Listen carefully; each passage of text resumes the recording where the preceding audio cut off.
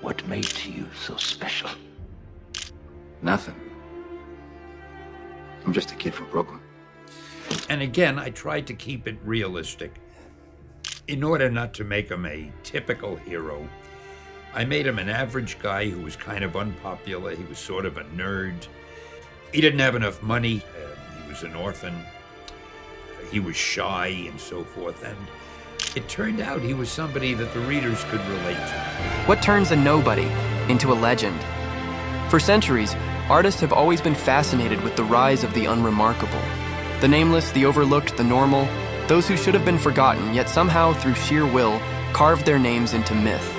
We don't admire these heroes because they were chosen for greatness, but because they refused to remain small. What is better, to be born good, or to overcome your evil nature through great effort? Few studios understand this trope like Bethesda.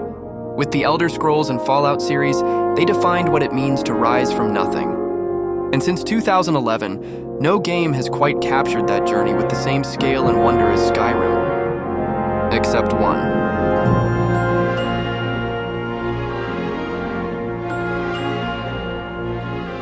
Henry of Skalitz was never meant for greatness. He is no chosen hero, nor does he possess any supernatural power. Yet, in the span of 2 games, his heroic transformation is nothing short of extraordinary. A low-born son of a blacksmith, Henry had never held a sword, never ridden a horse, and never knew the cruelty that lay beyond his village.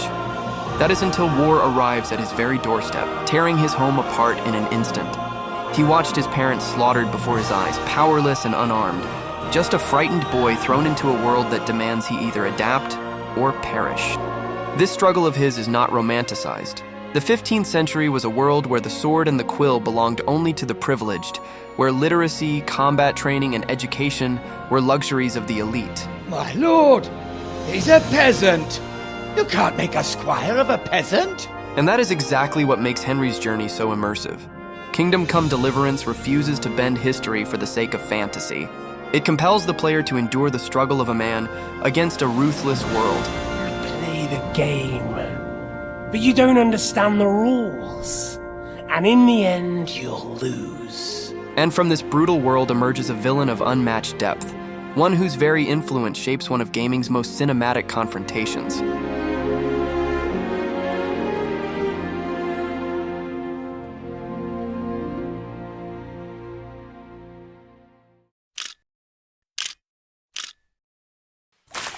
Apologize for the discomfort, but it's for your own safety. Die is cast as a pivotal quest from the first game that starts Henry's redemption arc.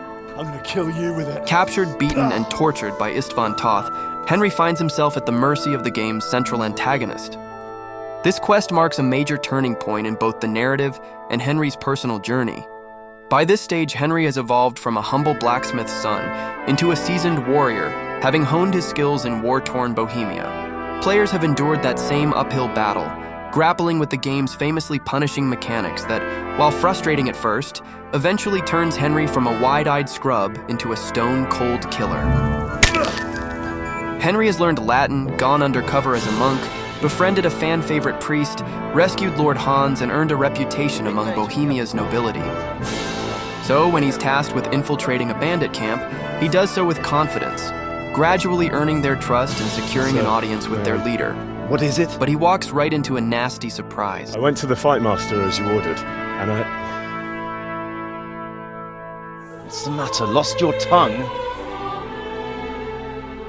Istvan Toth's importance was foreshadowed from the very beginning. You say, Istvan? True, Sir. He's present during the game's opening, a guest of Sir Radzig as Henry's father forges his final blade.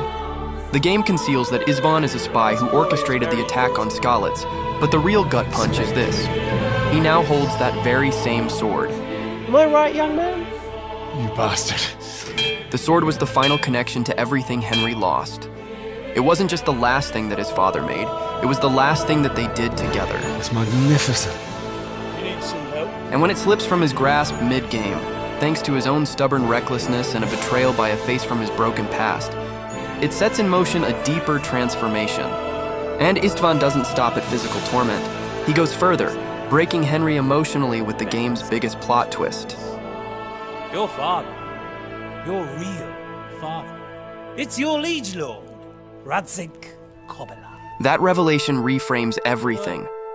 The dying words of his adopted father to deliver the sword to Radzig now carry a far more painful clarity. Give the sword to Sir Radzig. If anything happens, he'll take care of it. He owes me.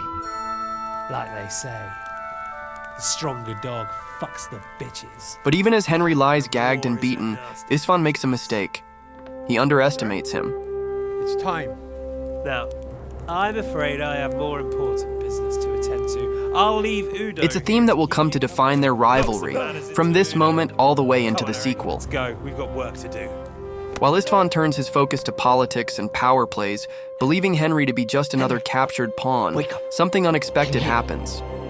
Come with me if you want to live. It's a classic cinema moment. Come with me if you want to leave. At the bleakest possible point, If you want to live, come with me. help often comes from the most unexpected places. Hanging out with this. And for Henry, it came from the last person you'd expect, the village bully. Zbyszek. The same man who once sold him out for a sword. Zbyszek. You fucking traitor. Shh! Quiet. Maybe we started off on the wrong foot. But I'm your only chance to get out of here alive. So do you want my help or not? Together they escape the bandit camp. And while Zbyszek's fate is ultimately left to the player, Grateful to you. As a token of my gratitude, please accept this ring. Fucking swine. Henry's breakout proves to be the first crack in Istvan's grand design. Had a bit of a chat. Actually, he told me his entire plan. What? His fatal mistake, underestimating Henry and revealing too much, comes back to haunt him in the game's final battle. See if Istvan Toth can worm his way out of this one. But Istvan, ever the manipulator, does worm his way out. I'll give you her ladyship. But Radzig comes with me. I'll release him in Skalitz. Oh, I almost forgot. Your sword. I expect you'll want it back after all the trouble you went to. Actually, you know what? I think I'll keep it. As a memento. This isn't over.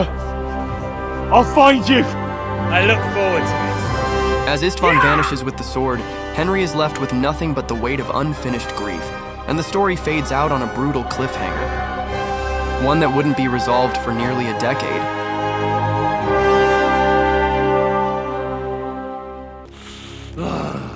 It is almost a sense of déjà vu, as Henry once again finds himself at Istvan's mercy at the end of Act 1. I honestly don't understand why you're trying to play the hero.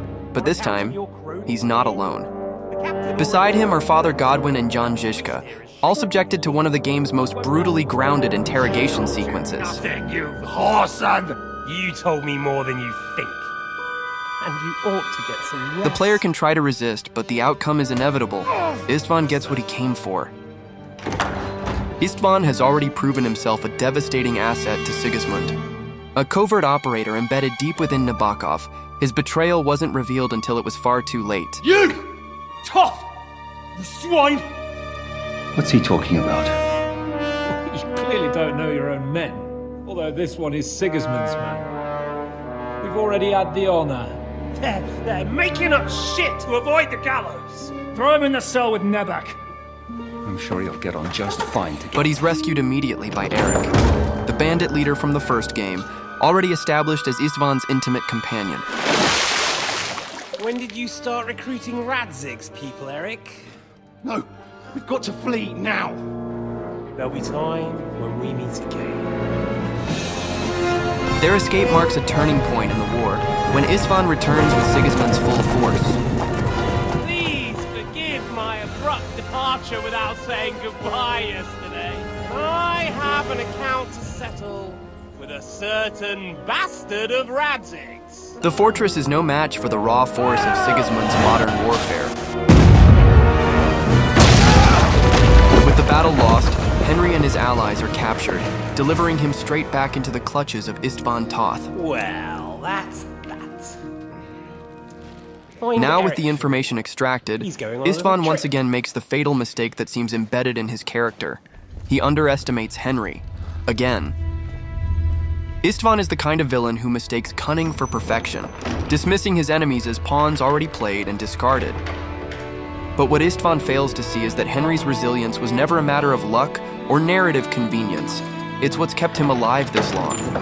And this time, it isn't Zbyszek who pulls him out. Catherine's role is foreshadowed early. A woman suspiciously spared by bandits, a quiet presence in Trotsky Castle, and someone Henry repeatedly encounters in ambiguous, almost too convenient situations. But now her true allegiance is finally revealed, arriving at a moment of perfect timing. About time, Catherine. Istvan had your things taken to his chambers. All right, let's split up. I'll take care of Istvan and search the scribe's chambers on the way.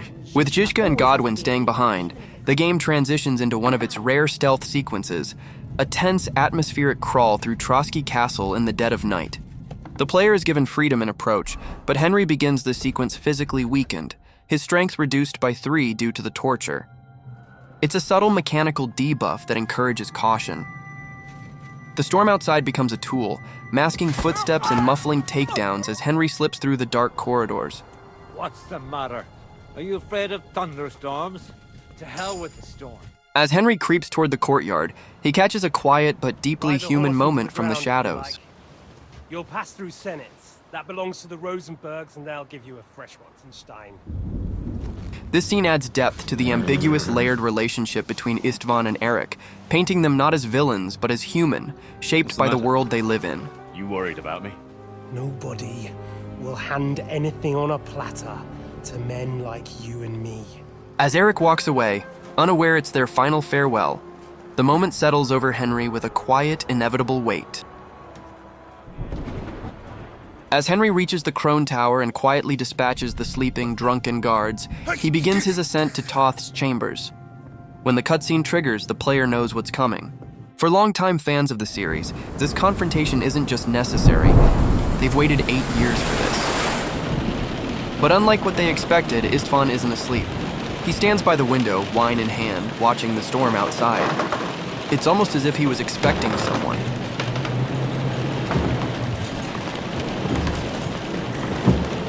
And when he turns to see Henry, bloodied, worn, but free, he lets out a small laugh. Of course it would be him.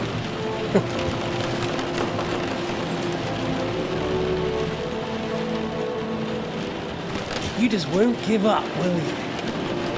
What follows is one of the game's finest dialogues, between 2 men cut from different cloth yet shaped by the same brutal world.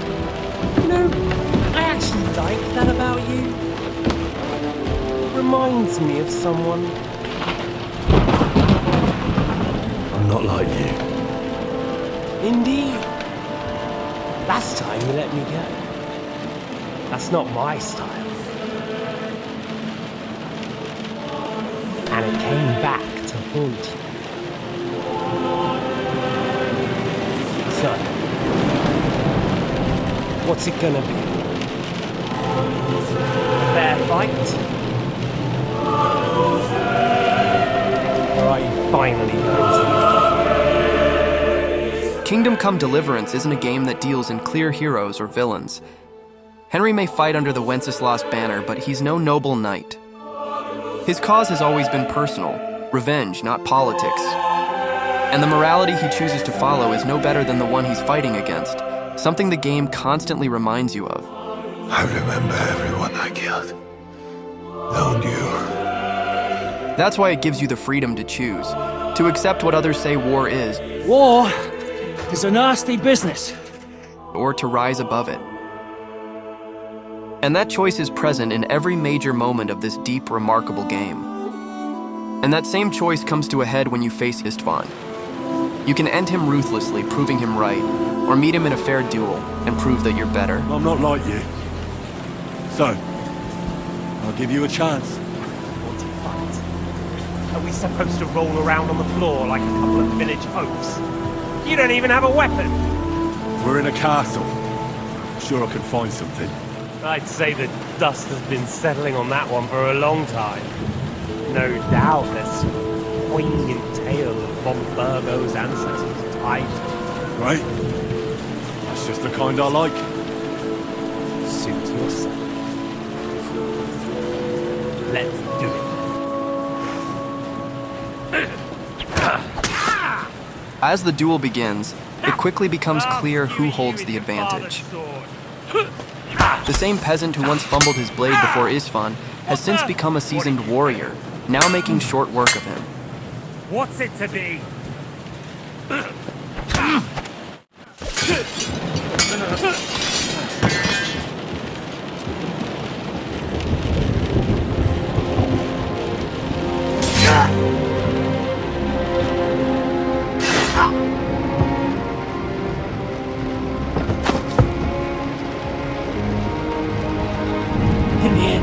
Feels right.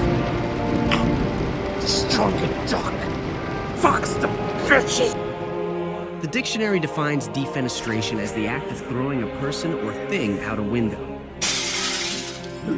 Really not my favorite word. It has always been the ultimate power move, a way for heroes and villains to declare dominance.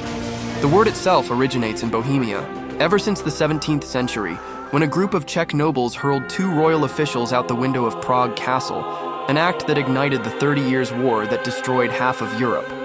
So, it's only fitting, poetic even, that Warhorse Studios would honor the tradition by letting Henry give Istvan the exact same treatment.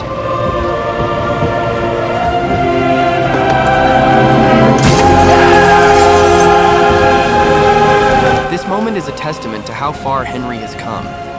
Istvan, once the shadowy puppet master of the first game, operated on a level Henry could never touch. But now he's just another fallen obstacle, nothing more than an Act 1 mini-boss to a man who's outgrown his past. And the game marks this triumph with the return of the only thing that still ties together everything he's gained, and everything he's lost.